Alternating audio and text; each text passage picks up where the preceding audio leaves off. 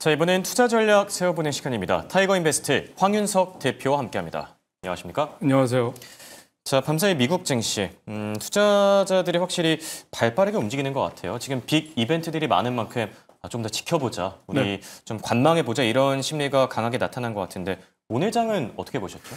네, 말씀해 주신 대로 이제 잭슨홀 미팅에서 파월 의장 연설을 기다리고 있는 것 같습니다. 시장에서 눈치 보기 장세가 나타나고 있는데요. 그리고 이제 러시아, 우크라이나 휴전 얘기도 이제 중요한 변수가 될 것 같습니다. 그래서 3대 지수가 일단 혼조세로 마감을 했는데요. 지금 잭슨홀 같은 경우는 파월 의장 같은 게 고민이 많을 것 같아요. 그렇죠. 예, 그래서 연준 내부에서도 지금 금리 인하를 놓고 엇갈리는 의견들이 있고요. 그동안은 굉장히 한 목소리를 냈었는데 이제는 7월 달부터 금리 인하를 했어야 된다라는 얘기도 나왔었잖아요. 뭐 그래서 대표적으로 뭐 보우먼이랑 이제 월러 의사가 이제 반기를 들었었죠. 그렇습니다. 그래서 또 그런가 하면 이제 CPI나 PPI 지표 같은 걸 확인해 보면 경제 지표가 서로 상충되는 흐름을 보이고 있고요. 또 트럼프 대통령은 연일 금리 인하를 압박하고 있는 상황이고, 그렇죠.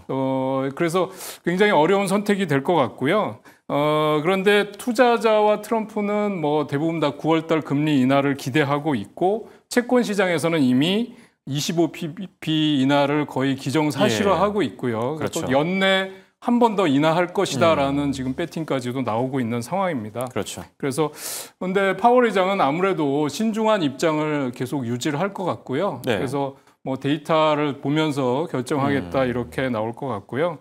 그래서 근데 이제 시장이 주목하는 거는 연준이 이제 금리 인하에 어떤 시그널을 줄 건지, 그다음에 이번 9월달 금리 인하가 금리 인하의 신호탄이 될 건지, 아니면 한 번 하고 말 건지, 또는 아니면 이제 데이터를 보면서 관망할 건지에 대해서 파월 의장이 뭔가 확실한 멘트를 해주기를 기대를 하고 있을 것 같습니다. 그런데 지금 시장에서 보면 금리 인하 전망이 또 후퇴하는 움직임도 나타나고 있어서 이런 게 달러 강세, 그다음에 가상화폐 약세로 나타나고 있고요.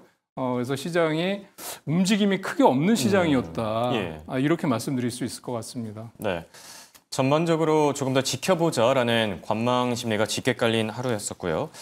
자, 이와 관련해서 지금 미국과 우크라이나가 정상회담을 가졌고 또 유럽 정상들과의 회담도 지금 갖고 있는데 어떻게 보셨습니까, 대표님? 네, 근데 뭐 지금 사실은 우리가 다 예상을 했었던 부분인 것 같아요. 그래서 트럼프는 우크라이나, 뭐 러시아가 우크라이나 안전 보장에 동의를 했다라고 하는데. 지금 유럽은 다 긴장을 하고 있고요. 여기에 이제 휴전 협상 결과가 어떻게 되느냐에 따라서 영토가 결정이 되지 않습니까? 맞습니다. 그러면 러시아가 만약에 우월한 영토 점령을 한다 그러면 지속적으로 유럽을 압박할 것이기 때문에, 그리고 또 러시아 과거의 그 위성 국가들 같은 경우에도 사실 불안할 것 같아요. 그래서 지금 그 젤렌스키 대통령하고 지금 뭐 협상이 끝난 걸로 지금 알려지고 있는데요. 이제 평화협정의 조건이 어떻게 될 거냐. 그다음에 가장 중요한 거는 러시아가 요구하는 돈바스 지역을 지금 우크라이나는 결사 반대를 하고 있는 상황이거든요. 그래서 이 영토 문제를 어떻게 할 거냐라는 게 중요한 이제 의제가 될 것 같고요. 그다음에 또 하나는 루비오 국무장관이 얘기를 했는데 휴전 가능성은 여전히 열려 있지만 협상이 교착될 경우에는 추가 제재를 할 수 있다라는 건 아마 러시아의 원유 제재를 할 것 같고요. 그다음에 지금 유럽 그 동맹국들은 우크라이나 지지를 강력하게 요청을 하고 있는 상황입니다. 그래서 지금 지켜봐야 되겠지만 영토 문제가 사실은 쉽지 않을 것이다. 이렇게 보여지는데 시장에서는 사실 이 러시아 우크라이나 문제보다는 잭슨홀 미팅의 파월 연설에 더 집중을 하는 모습이라고 말씀드릴 수 있겠습니다. 어떻게 보면은 지금 뭐 러시아와 우크라이나의 이 종전 기대감은 그동안 시장에 많이 있었던 만큼 러우 정상회담 이런 얘기들보다는 아무래도 지금 잭슨홀 쪽으로 관심이 조금 더 쏠리고 있는 상황이고요. 자, 그리고 오늘 인텔의 하락세가 좀 눈에 띄었습니다. 지금 트럼프 행정부가 뭐 취득 논의 중이다, 인수 논의 중이다 이런 얘기들이 나오는데 어떤 소식이죠? 네, 그러니까 트럼프 행정부에서 인텔 지분 10%를 인수하는 방안을 예. 논의 중이다 이렇게 얘기를 했어요.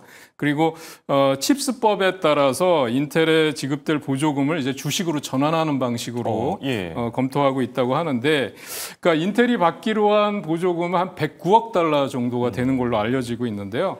인텔 시총 기준으로 따지면 한 10% 예. 정도가 105억 달러 정도라고 합니다. 그러니까 약간 시총 10%를 상회하는 수준인데요. 그러니까 이게 보조금을 주는 대신에 이걸 사겠다 이런 의미인 건가요? 그렇죠. 예. 예, 그런데 지금 시장에서 인텔 반응이 뭐 지금 3.75% 하락한 걸로 나오는데 왜 예. 그러냐면 그 정도 갖고는 택도 없다라는 거죠. 예, 예. 시장에서 지금 인텔의 부진이라든지 실적 부진, 그다음에 이런 것들이 정부의 10% 지분 가지고는 지원 가지고는 그러니까 너무 적다는 예, 거군요. 그렇죠. 예. 그래서 시장에서 벌써 반응이 나타나고 있다 이렇게 말씀드릴 예. 수 있겠습니다. 네. 여기 또 AI 기업들 소식들이 오늘도 줄줄이 나왔었는데 대표적으로 뭐 메타랑 팔란티어 쪽 소식이 있었는데 어떻게 보셨죠? 네, 메타 같은 경우는 사실은 이 좀 안 좋은 뉴스가 나왔었어요. 예. 공화당 상원 의원이 메타가 아동 대상 AI 챗봇 정책에 대한 조사에 착수한다는 발표를 했는데, 이번 조사는 이제 메타가 AI 챗봇의 개발 과정에 있어서 어린이와의 뭐 로맨틱하고 선정적인 대화를 허용하는 예. 그 내부 지침을 가지고 있었다.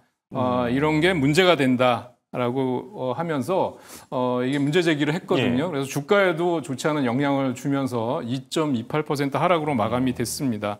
그리고 또 팔란티어 같은 경우는 이제 시트론 리서치에서 오픈 AI가 지금 5천억 달러의 기업 가치가 있는데 예. 기업 가치 기준으로 볼 때 팔란티어의 적정 주가는 40달러 정도다. 40달러요? 네, 그러니까 지금 반토막을 넘어선 수준이네요. 그렇죠. 지금 뭐 180달러 거의 예, 그렇죠. 이 수준이니까요.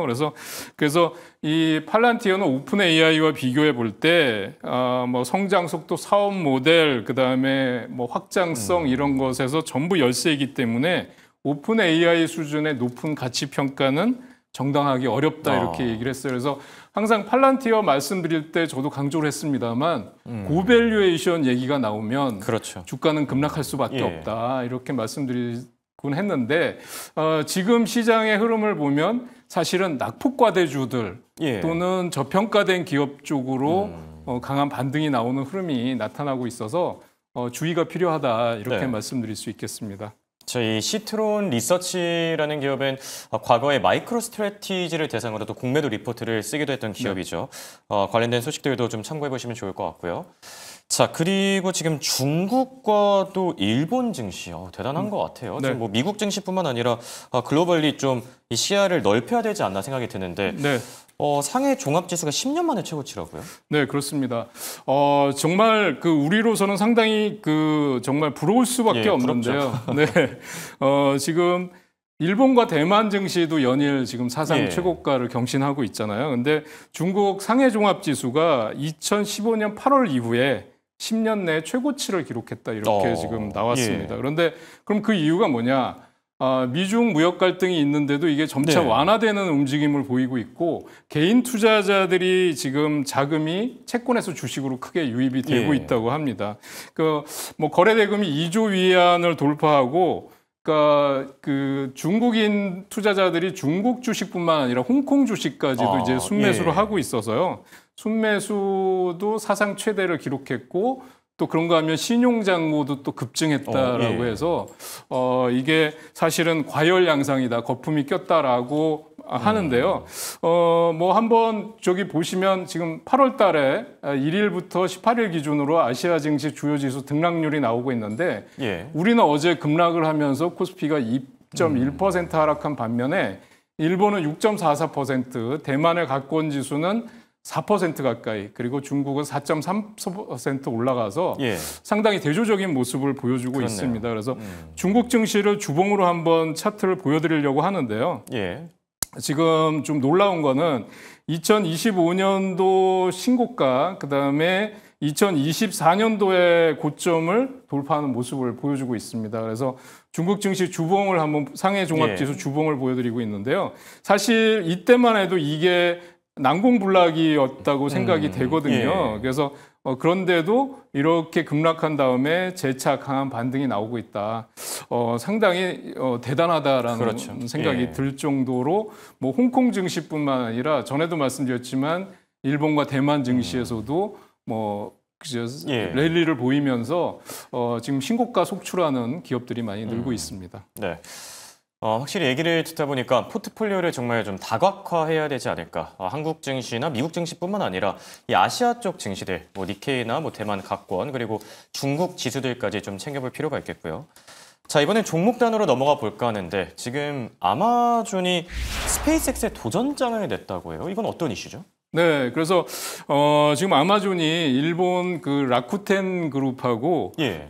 위성 통신 사업에 투자한다라는 어. 얘기도 있었고요. 그래서 사업 다각화에 박차를 가하고 있다 하는데 테슬라의 스페이스X와 이제 또 우주 개발 경쟁에도 예. 본격적으로 나서고 있다 이렇게 또 알려지고 있습니다.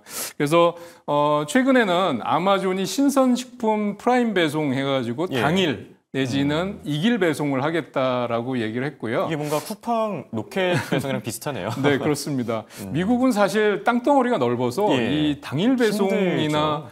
이길 배송도 사실 쉽지 않은 거거든요. 그렇죠. 그런데 아마존이 지금 프라임 배송에 적극적으로 나서고 있는데요. 미국 내 1000여 개 도시에서 2,300여 개 도시로 확대하겠다라고 발표했고요.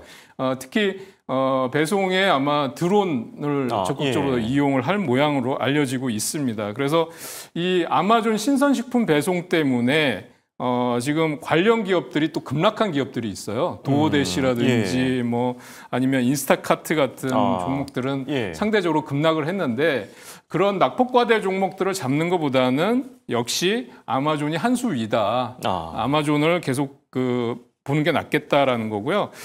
지금 놀라운 거는 지금 아마존이 식료품 시장을 장악하고 있는데 1조 달러 규모에서 이게 2조 달러로 늘어날 것이다. 라는 전망이 나오고 있고요.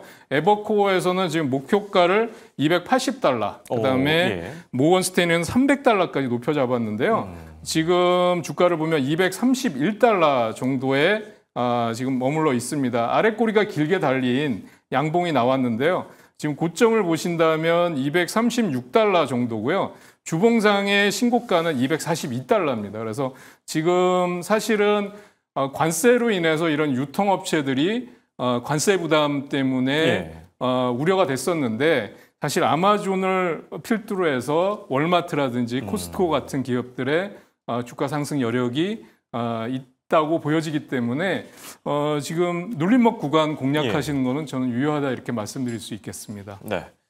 자, 그리고 오늘 장에서 또 관심을 받았던 다른 기업이 바로 노보노디스크입니다. 네. 지금 뭐 위고비가 간질환 치료제가 된다라는 얘기가 있던데 지금 FDA 승인까지 받았다고 알고 있거든요. 네. 어떤 이슈죠?